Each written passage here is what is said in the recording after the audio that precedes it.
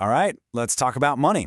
But we're going to do it a little differently today. We're going to look at personal finance through a totally new, much more, human lens. We're stepping away from all that generic advice to map out a journey that actually connects with where we are in real life, both with our money and our feelings. So, let's dive in.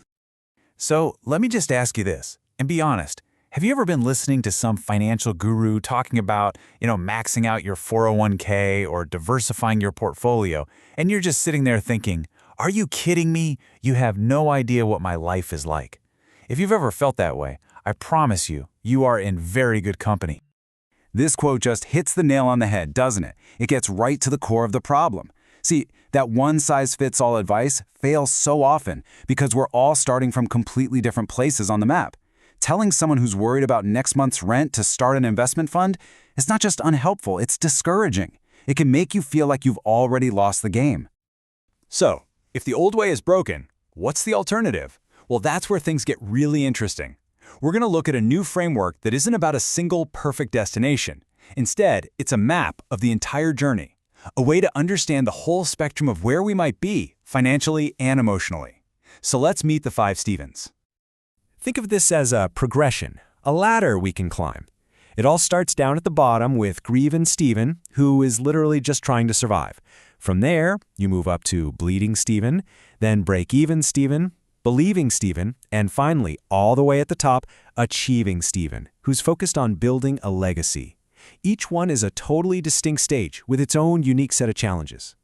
Now, to really understand this journey, we have to connect it to something way deeper than just dollars and cents. We have to look at our core human needs. Because, let's be real, our relationship with money, it's really about our sense of safety and security in the world. It's deeply personal. And the foundation for all of this is something you've probably seen before, Maslow's hierarchy of needs.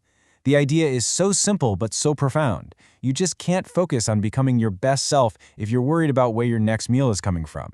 And it turns out our financial journey mirrors this climb up the pyramid almost perfectly. Okay, so here's the really cool part. Let's put these 2 big ideas together. We're going to walk through each of the 5 Stevens, step by step, and you'll see how each one lines up perfectly with a level on Maslow's hierarchy. This is where it all starts to make sense.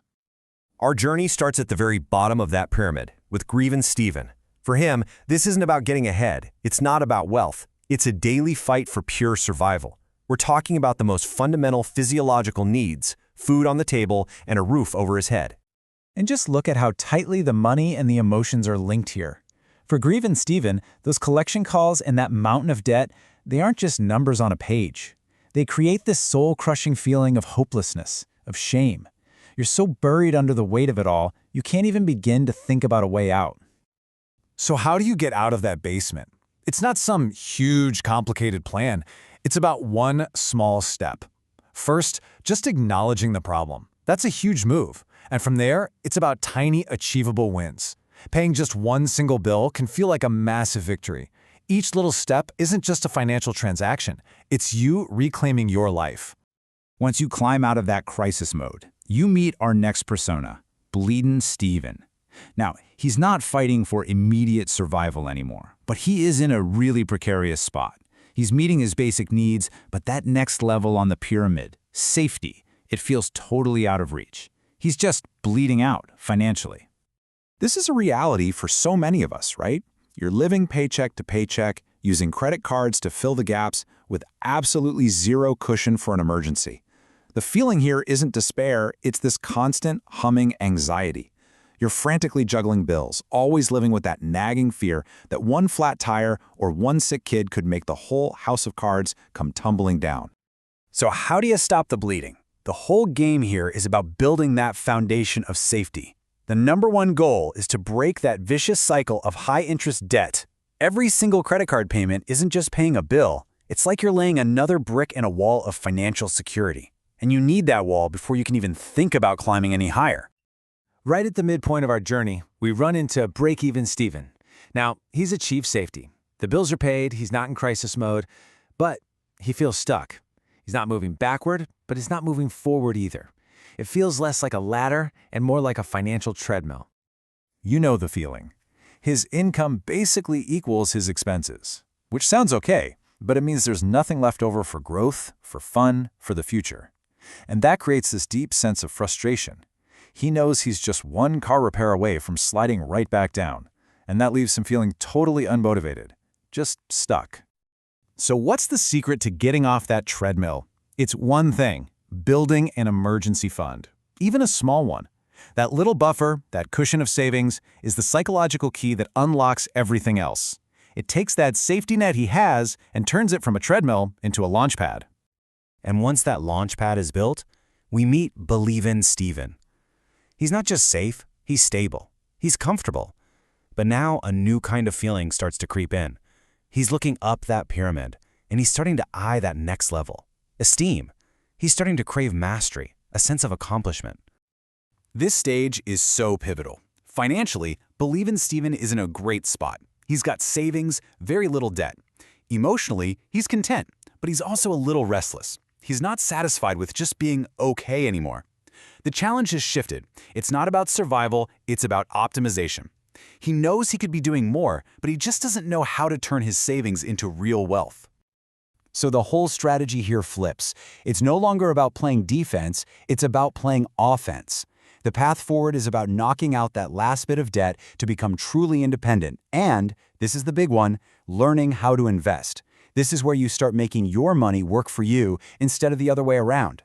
And that finally brings us to the summit, the top of the pyramid, Achievin Steven. He's made it. He's debt-free, he's investing, he's enjoying his success, he's definitely reached that level of esteem.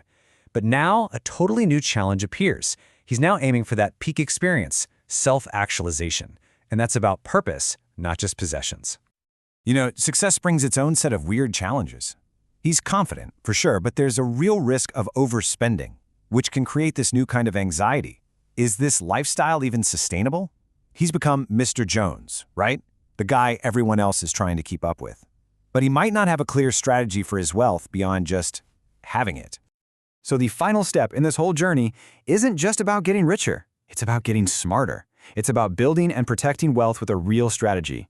But the ultimate goal, the thing that unlocks that final level of self-actualization, is using that wealth for something bigger, for purpose, for legacy, for making a real impact on the world. So we've gone on this huge journey, all the way from grieving to achieving. Now let's bring it back home, let's bring it back to you. Because the real power of this whole framework isn't just understanding the different stages. It's about looking at the map, finding where you are right now, and figuring out what is the very next, realistic, achievable step you can take. And that brings us to the final, and maybe the most important question of all. Now that you've met all 5 of these personas, which one do you see yourself in? Which one feels like you right now?